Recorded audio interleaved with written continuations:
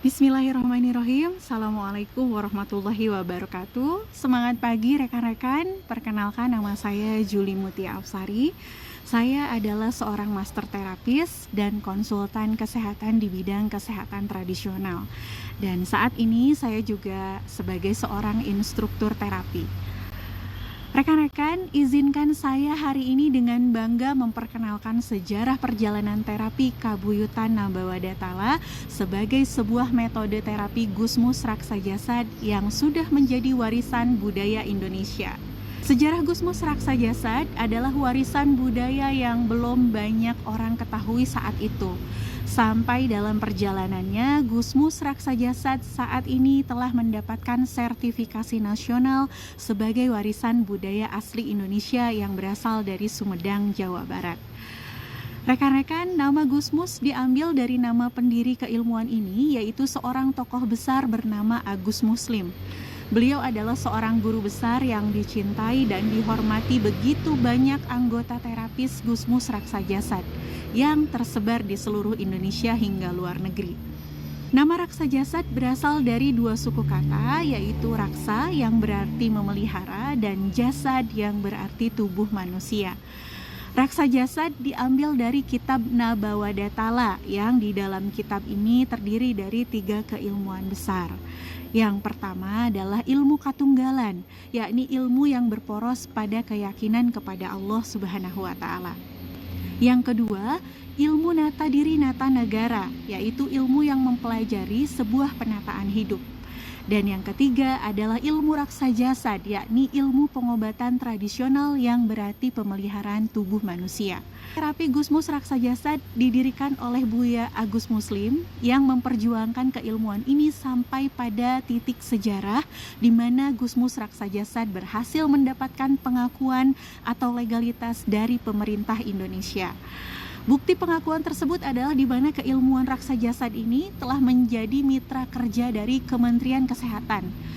GMRJ juga telah memiliki SKKK khusus, memiliki LSP sertifikasi profesi resmi dari BNSP, serta ditetapkan menjadi salah satu budaya tak benda, juga asosiasi resmi yang dapat mengeluarkan rekomendasi praktek terapis. Selain di Indonesia, rekan-rekan, GMRJ telah tersebar di beberapa negara tetangga.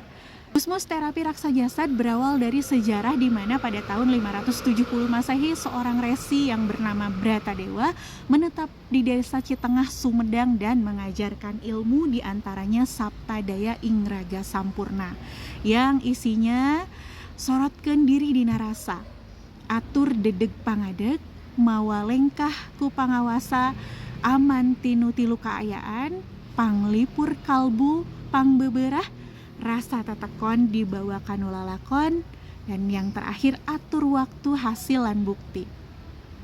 Kemudian pada generasi kedua tahun 617 Masehi, seseorang musyafir bernama Syekh Maulana Malik Ibrahim yang berasal dari Yasrib melakukan perjalanan melalui Gujarat ke Barus, Sumatera Utara dengan membawa kitab Hayatul Fatah.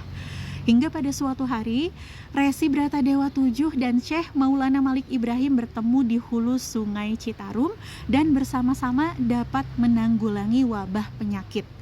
Selain itu, mereka berhasil memulihkan keadaan perekonomian di tempat tersebut. Atas keberhasilannya, rekan-rekan, mereka sepakat menyatukan isi kitab Hayatul Fatah dan Saptadaya Ingraga Sampurna menjadi sebuah kitab yang bernama Kitab Nabawadatala. Sebuah kitab yang berisi petunjuk hidup. Kitab Nabawadatala mengajarkan bahwa Allah Subhanahu wa Ta'ala, Tuhan semesta alam yang merancang, memastikan, dan memelihara alam dan seisinya. Dan kitab ini diawali dengan 7 kalimat pembuka untuk menjaga semangat hidup kita.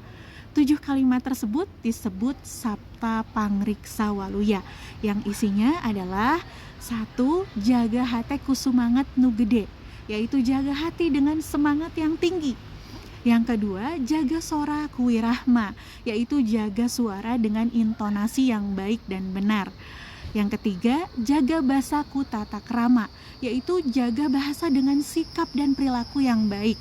Dan yang keempat, jaga gerakku rencana, yaitu jaga gerak hidup dengan perencanaan yang matang.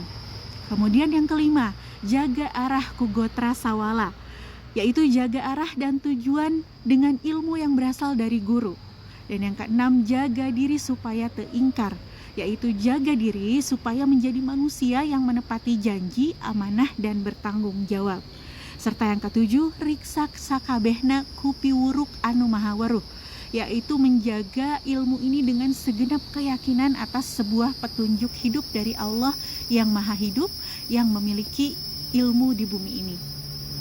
Dasar-dasar aturan di dalam kitab Nabawadatala kemudian direvisi oleh Eyang Prabu Aji Putih rekan-rekan dengan nama Buk Cipaku atau Babad Dharma Raja, yang kemudian Buk Cipaku atau Babad Dharma Raja ini disempurnakan oleh Prabu Tajimalela menjadi ilmu kasumedangan, insun medal, insun madangan.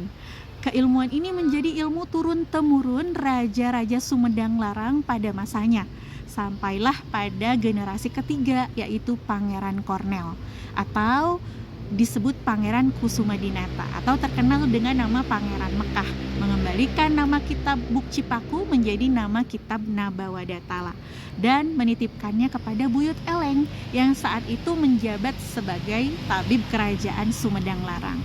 Lalu sepeninggal Buyut Eleng, kitab Nabawadatala Raksa Jasad ya dititipkan kepada Ki Madharo, dan kemudian kitab tersebut dititipkan kepada ayah kandung dari pendiri keilmuan GMRJ, yaitu almarhum Bapak Sutiarna, yang saat itu beliau adalah seorang tokoh kepala desa pertama sekaligus pendiri desa Citengah. Tahun 1995 kitab Nabawadatala diberikan oleh almarhum Bapak Sutiarna kepada anak kelimanya, yaitu Buya Gusmus.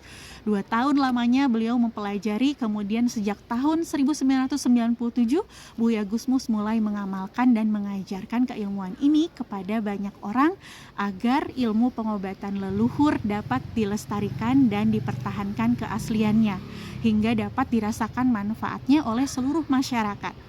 Keilmuan Gusmus Raksa Jasad sampailah kepada ratusan ribu orang di seluruh Indonesia, sampai kepada kita para terapis yang terus dibina dan ditata oleh perkembangan ilmu Gusmus Raksa Jasad dan sistem yang luar biasa. Terapis Gusmus Raksa Jasad bergerak terus mengemban amanah sebagai manusia yang memanusiakan manusia, dibentuk sebagai manusia yang memiliki nilai jati diri dan identitas profesional sebagai penyehat tradisional. Demikian sejarah bagaimana terapi GMRJ telah saya sampaikan. Semoga terus bermanfaat dan selalu menjadi kabar gembira bagi rekan-rekan yang mendengarkan. Satu kalimat yang harus kita ingat, dina sajarah urang napak, tina sajarah urang ngapak. Saya Juli Mutia Afsari, koordinat Dangiang Saptaloka. Wassalamualaikum warahmatullahi wabarakatuh.